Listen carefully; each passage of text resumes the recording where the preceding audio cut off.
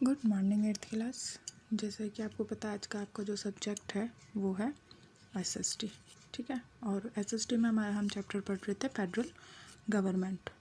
हमने कुछ पार्ट पढ़ लिया था फेडरल गवर्नमेंट का। आज हम पढ़ेंगे फेडरल गवर्नमेंट के अंदर पार्लियामेंट ऑफ इंडिया। जैसा कि आपको पता पार्लियामेंट होती है, वो जो गवर्नमेंट होती है उसका मेन इम्पॉर्टेंट रोल होता है पार्लियामेंट। अगर पार्लियामेंट नहीं होगी तो गवर्नमेंट का भी कोई रोल नहीं होगा। और पार्लियामेंट को हिंदी में कहते हैं हम संसद, जस्ट फॉर नॉलेज के लिए, ठीक है।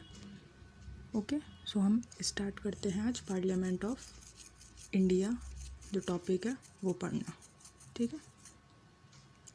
हम पार्लियामेंट के बारे में आज थोड़ा सा पढ़ लेते हैं, होता क्या है पार्लियामेंट में। तो सबसे पहले तो पार्लियामेंट जो होती है वो क्या होती है, जो पार्लियामेंट है उसको किस नाम से भी जाना जाता है, क्या नाम दिया गया है, या तो आप यूनियन लेजिस्लेचर का भी नाम दिया गया पार्लियामेंट को, ठीक है। उसके बाद में कहा गया पार्लियामेंट के बारे में कि इसकी जो पावर्स हैं या इसका जो भी काम है वो क्या होता है, दो लिस्ट बनी हुई होती है इसके अंदर। उन दो लिस्ट का नाम होता है, फर्स्ट तो है, एक तो होती है लिस्ट जिसको नाम दिया गया है जिसको बोलते हैं यूनियन लिस्ट, और एक होती है कंकरेंट लिस्ट। फर्स्ट होती है यूनियन लिस्ट एंड सेकंड होती है कंकरेंट लिस्ट। ये दो लिस्ट होती है। किसकी लिस्ट होती है ये, जिसमें पार्लियामेंट का जो भी वर्क है तो इन दोनों के अलग अलग वर्क बताए हुए हैं, ठीक है। ये वर्क होते हैं, इसके अलग होते हैं और इसके अलग होते हैं।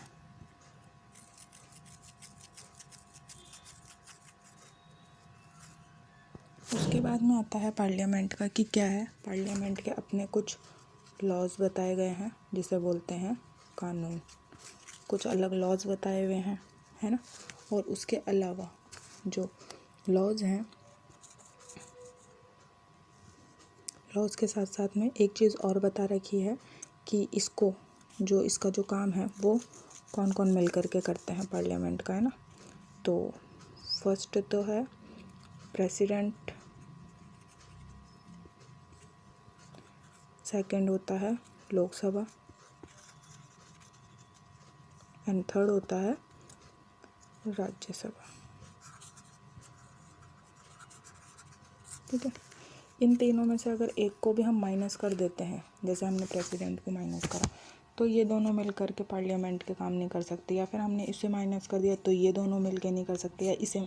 तो इसलिए क्या होना चाहिए, इन तीनों का कंपलसरी होना ज़रूरी है पार्लियामेंट के वर्क के लिए, ठीक है। इतनी बात समझ में आई। फिर हम देखते हैं और क्या होता है पार्लियामेंट में।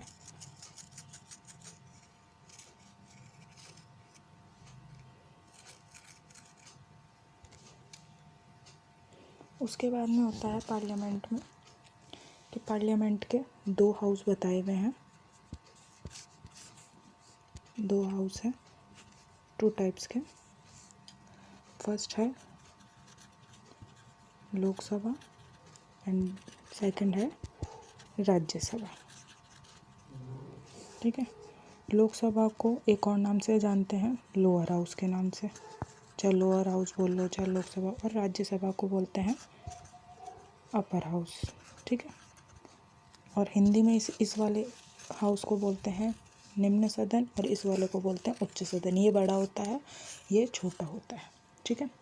अब हम पढ़ते हैं आगे, जो लोकसभा है उसके बारे में पढ़ते हैं कि क्या होता है लोकसभा में, ठीक है।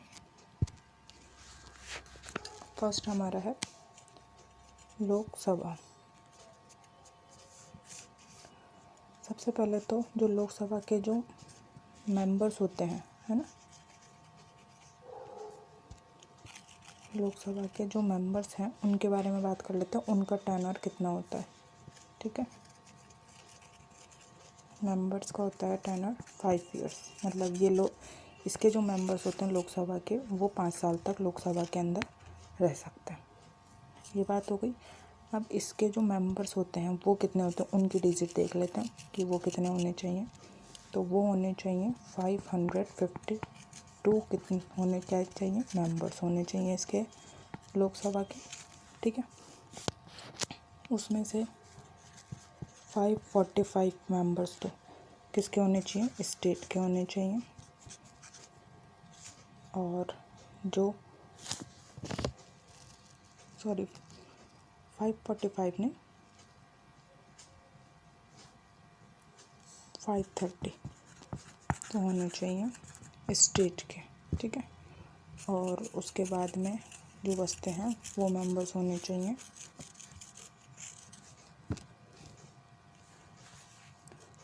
13 मेंबर्स होने चाहिए इसके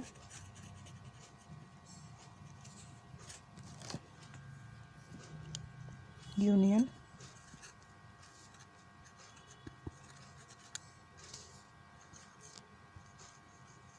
टेरिटरीज के होने चाहिए। ठीक है, उसके बाद में होने चाहिए आपके 2 मेंबर्स, जो 2 मेंबर्स होते हैं है ना, वो कहाँ के होने चाहिए। इन 2 मेंबर्स को क्या करता है, जो प्रेसिडेंट होता है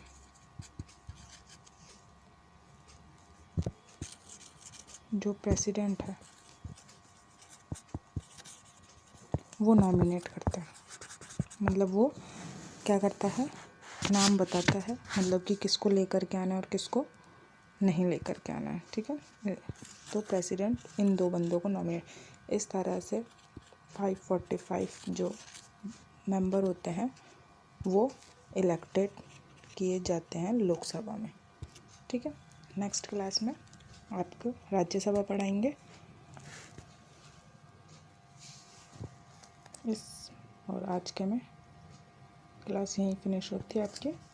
ठीक है, थैंक यू।